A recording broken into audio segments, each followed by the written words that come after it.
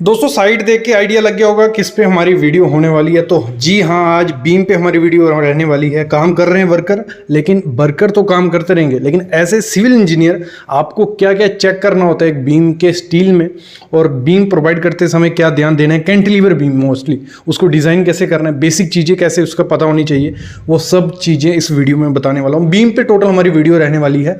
Flat beam के बारे में, cantilever, continuous beam, stand, simply supported beam, सब बीम की मैं बात करूंगा।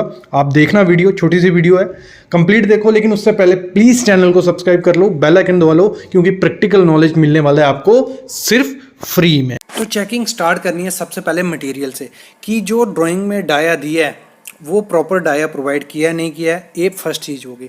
दूसरी चीज़ आती है हमारी जो मतलब बार का है, TMX का है, TMT का है, जो का है वो बार प्रोवाइड किया है नहीं किया है, ये होती है।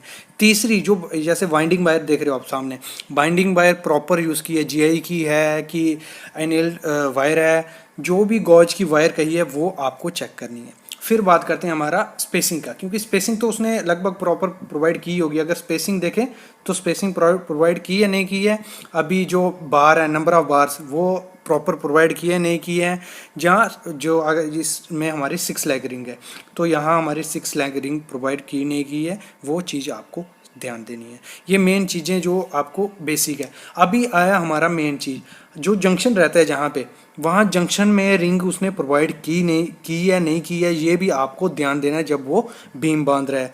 और दूसरी चीज़ जो ध्यान देनी है वो देनी है कि आपका जो जंक्शन है वहाँ क्या होता है, सरिया इकट्ठा हो जाता है, तो वहाँ देखना है कि कहीं सरिया उसने बाहर से तो नहीं निकाल दिया कॉलम से।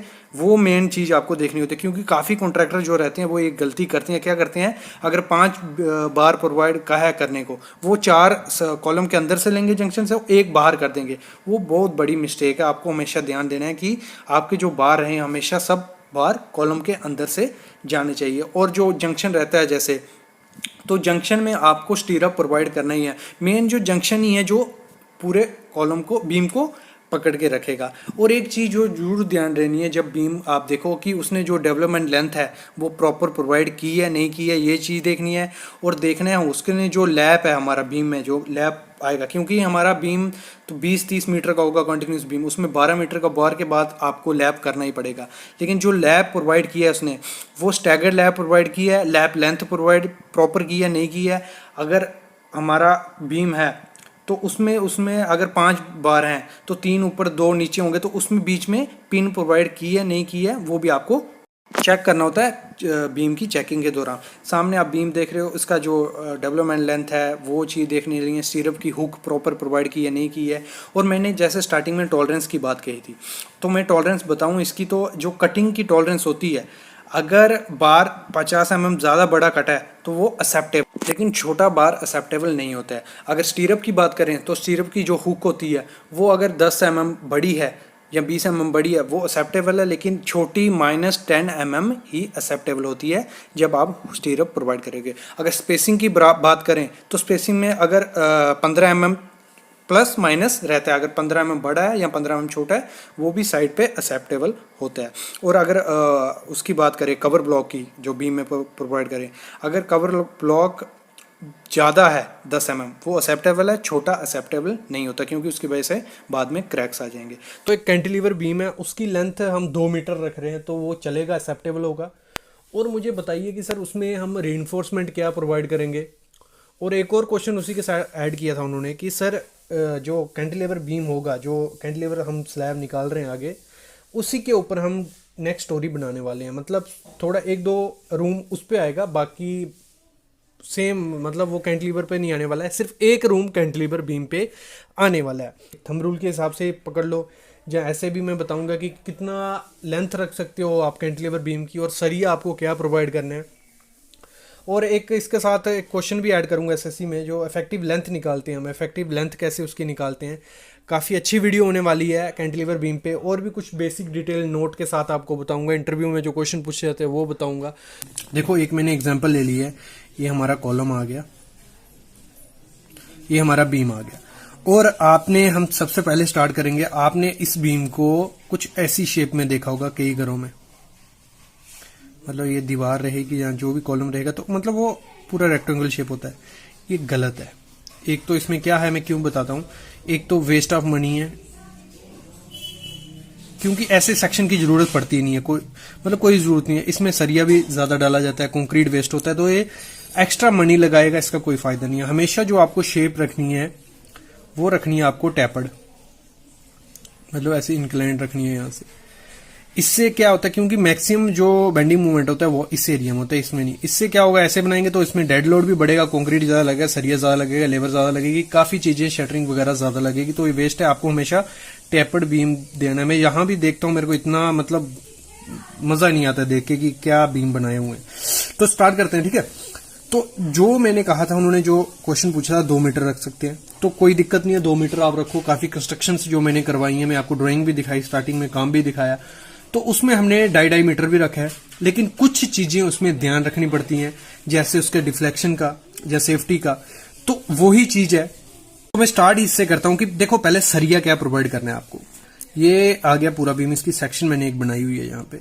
तो हमेशा क्या होता है इसमें, बाकी जो नॉर्मल सिंपल सपोर्टेड बीम होता है, तो उसका जो सरिया होता है, टॉप मोस्ट जो सरिया होता है, जो टॉप मोस्ट एरिया होता है, उधर कंप्रेशन जोन ऊपर होता है, टेंशन जोन नीचे। लेकिन यहाँ इसका टेंशन जोन ऊपर है, टेंशन फेस, और कंप्रेशन नीचे। क्यों, देखो अगर मैं समझाऊं, यहाँ से ये हमारा बीम आ गया, यहाँ अगर लोड पड़ा, यूडीएल पड़ा, जो पड़ा, तो कुछ ऐसे ही करता है।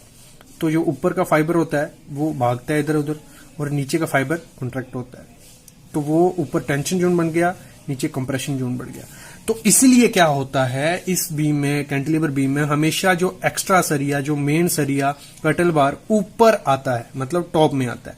तो इसमें अगर आप 2 मीटर प्रोवाइड कर रहे हो, तो आपको किस हिसाब से करना है, क्या करना है, ऊपर आपको एक ये सरिया 20 mm का प्रोवाइड करना है, ये सरिया 20 mm का प्रोवाइड करना है। ऐसे तो जो मैंने स्टार्टिंग में वीडियो दिखा ना, उसमें 5 सरिये 20 mm के थे टॉप में और 3 सरिये नीचे थे। लेकिन हम जो इतना एक्स्ट्रा सेफ्टी नहीं लेके चलेंगे, क्योंकि हमारा एक ही कमरा ऊपर आने वाला है, जहां एक ही, तो 2 सरिये 20 के हो गए, ये 3 सरिये हो गए 16 के, मतलब ऊपर 5 सरिये हो गए, और ये फुल लेंथ जाएंगे, यहां से स्टार्ट होके यहां फुल लेंथ। लेकिन ये जो एक्स्ट्रा बार है वो कहां तक जाएंगे, L/2 के तक, मतलब ये 3 सरिये ऊपर आगे फुल हमारे यहां तक। लेकिन जो ये 2 बार है वो आपको डालने हैं यहां से लेके यहां तक, यहां से लेके यहां तक, मतलब 2 मीटर है ना हमारा, 1 मीटर इसकी लेंथ होने वाली है 2 सरियों की, इनकी। और नीचे 2 16 का सरिया आएंगे जो थ्रू आउट जाएंगे आगे तक, ठीक है। नीचे एक्स्ट्रा बार प्रोवाइड करने की जरूरत नहीं। इसमें एक और मेन चीज आपको ध्यान देने का क्या होता है, जब भी आपने सरिया प्रोवाइड करना है, उसकी डेवलपमेंट लेंथ प्रॉपर वे से प्रोवाइड करनी है। मतलब ये होती है हमारी डेवलपमेंट, यहां से लेके यहां तक LD डेवलपमेंट लेंथ, ये आपको ऐसी प्रोवाइड करनी है, आपको 50D के हिसाब से प्रोवाइड करनी है। 50D मतलब हमने 20 mm का सरिया यूज किया ना, 50 × 20 ये हो गया 1000 mm। तो आपको यहां से लेके यहां तक सरिये की लेंथ कितनी होनी चाहिए, 1000 mm आपको प्रोवाइड करनी है। मेन काम ही इसका एंकरेज का है। ऐसे तो यहां पे भी हम हुक प्रोवाइड करते हैं, लेकिन आप हुक प्रोवाइड नहीं करोगे, लेकिन ये आपको 1000 mm प्रोवाइड करनी है। और अगर 16 का सरिया है तो 800 mm आपको प्रोवाइड करनी है। ये ध्यान आपको देना है। और चीज इसमें इंटरव्यू में क्वेश्चन आता है कि देखो हुक का काम होता है बार को पकड़ के रखने में कंप्रेशन जोन में, तो इसका कंप्रेशन जोन नीचे है, तो हुक हमें क्या इसकी नीचे प्रोवाइड करनी है। जी हाँ, इसकी हुक जो रहेगी, जो रिंग की हुक होती है, जैसे आपको मैं बता दूं, जैसे हुक आपने देखी ना, इसकी हुक हमेशा आपको नीचे प्रोवाइड करनी है अल्टरनेटिव। और जो सेंटर रहेगा, सेंटर टू सेंटर, यहां से यहां से यहां, कितने स्पेसिंग, 100 mm स्पेसिंग आपको रखनी है इसमें स्टीरअप की, और 8 mm का आपको स्टीरअप प्रोवाइड करना है। ठीक है, क्लियर। इसकी सरिये की डिटेल क्लियर हो गई कि ऊपर हमारा 2 20 के रहेंगे, 1 16 का, फिर जो एक्स्ट्रा बार आएंगे 2 16 के रहेंगे, नीचे 16 का सरिया प्रोवाइड करेंगे, और लेंथ डेवलपमेंट लेंथ इसकी लंबी प्रोवाइड करेंगे 50D के हिसाब से। जितने का डाया का सरिया होगा उसको 50 से मल्टीप्लाई करके उतनी होनी चाहिए। ये चीजें हो गई। इधर क्लियर हो गया आपको इतना सा, मतलब आपको सरिये क्लियर हो गया, लेंथ की पता चल गया। स्पैन देखो हमेशा लेंथ कितनी रखनी है, 7 से, स्पैन हमारा 2 मीटर, 2 मीटर। इफेक्टिव डेप्थ कितनी होगी वो मैं आगे बताता हूं, उसको डिवाइड कर देना है, वो हमेशा 7 से कम आनी चाहिए। इसकी कुछ 5 पॉइंट कुछ आई थी, आप निकाल सकते हो, मैं इफेक्टिव डेप्थ आपको बताता हूं क्या होती है, फिर आपको क्लियर हो जाएगा। और मैक्सिमम स्पैन इसके हिसाब से निकाल सकते हैं 25B और 120 के डी। ये मैं क्यों नहीं बता रहा हूँ, ये मैं वीडियो डाल चुका हूँ काफी ज्यादा। आज का वीडियो मेरा इसी पे था, डिटेलिंग आपको करनी थी। अभी निकालते हैं हम इफेक्टिव लेंथ, अगर हमें निकालनी हो।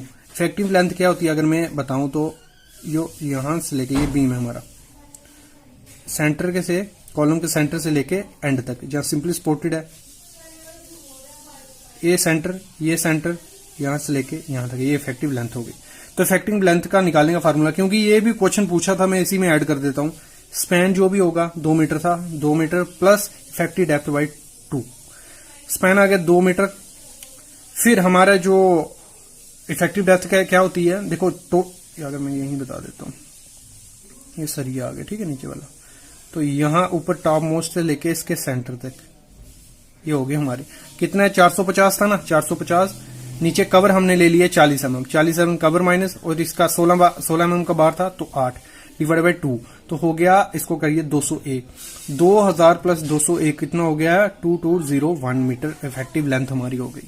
तो ऐसे यहां से क्लियर हो गया आपका कि इफेक्टिव डेप्थ कितनी होगी। अगर इसको आपको निकालना होगा, ये निकाल चुका हूं वैसे मैं, स्पैन 2 मीटर था, इफेक्टिव डेप्थ कितनी होगी, ये माइनस करके जो आएगा 402 करके आएगा शायद, ठीक है। तो वो करोगे तो 7 से अगर कम आया तो सेव है, आप उतनी लेंथ उसकी रख सकते हो, जहां इससे भी निकाल सकते हो। फ्लैट बीम पे, कंसील्ड बीम, हिडन बीम, जो भी आप जिसको बोल सकते हो वो बोल सकते हो। तो सामने आप जो बीम देख रहे हो वो है फ्लैट बीम। फ्लैट बीम क्या हो गया, कंसील्ड या हिडन बीम क्या हो गया, जो स्लैब, जितनी की आपकी स्लैब होगी ना, 6 इंच की है, 5 इंच की है, उतने की ही बीम की डेप्थ होगी। वो बीम नीचे नहीं दिखेगा। काफ़ी जगह क्या होता है, बरांडा होते हैं, हाँ लॉबी होती है, जहाँ आपका हॉल होता है। हॉल में क्या होगा, नीचे अगर बीम दिखेगा वो काफ़ी ज़्यादा ख़राब दिखता है, आपने काफ़ी जगह देखा होगा। तो उसी को सही करने के लिए जो हिडन बीम होते हैं वो दिए जाते हैं। तो आज मैं उसी पे बात करूंगा, हिडन बीम के बारे में बताऊंगा थोड़ी बेसिक डिटेल आपको। देखो हिडन बीम ऐसा है, आप एज ए कैंटिलीवर इसको दे सकते हो, as a simple supported beam दे सकते हो। हिडन बीम को आप कैसे भी प्रोवाइड कर सकते हो। अगर मैं इधर दिखाऊं, ये ये साइड के जो फट्टे के साइड जा रहा है, ये एज ए कैंटिलीवर बीम यहाँ प्रोवाइड किया गया है, यहाँ छज्जे में।